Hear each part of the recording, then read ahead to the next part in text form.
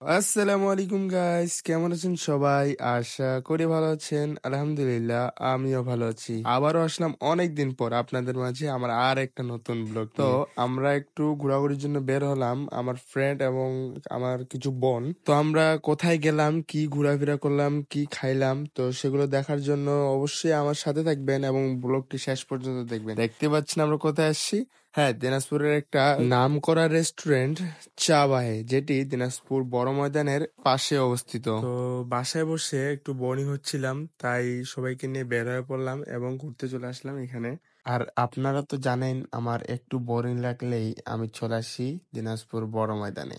এখানে রয়েছে মেনু, মানে এখানে মেনুটা একদম বোর্ডে লেখা আছে। আপনারা যেটা পছন্দ করবেন সেটা এখান থেকে চুজ করে এখানে সরাসরি অর্ডার দিতে হবে।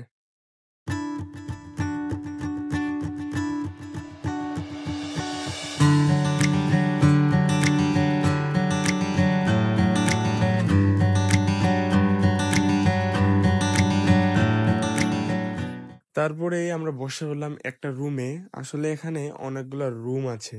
রুম কেন বললাম, এখানকার যারা আসছেন তারা হয়তো বুঝতে পারবেন যে এখানকার রুমগুলো মনে হবে যে বাসায় আসছেন অথবা কোনো পাঠশালায় আসছেন। তো কিছুক্ষণের মধ্যে আমাদের খাবারগুলো চলে আসছে।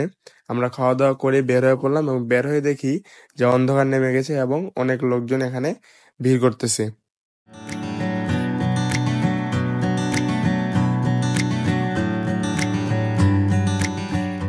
তারপরে আমরা চলে আসলাম বড় মাঠে এবং সেখানে এসে গ্রাজুয়েট চাওয়ালার কাছ থেকে 3টি চা নিয়ে নিলাম। ম্যাক্সিমাম দিনাজপুরবাসী এই গ্রাজুয়েট চাওয়ালাকে চিনে, কারণ ইনার চা এখানে বিখ্যাত। তার এই বিখ্যাত হওয়ার কারণ ছিল তাদেরকে চ্যানেলে দেখানো হয়েছিল এবং তার নেমটা হচ্ছে একটু ইউনিক, যার কারণে সে বিখ্যাত।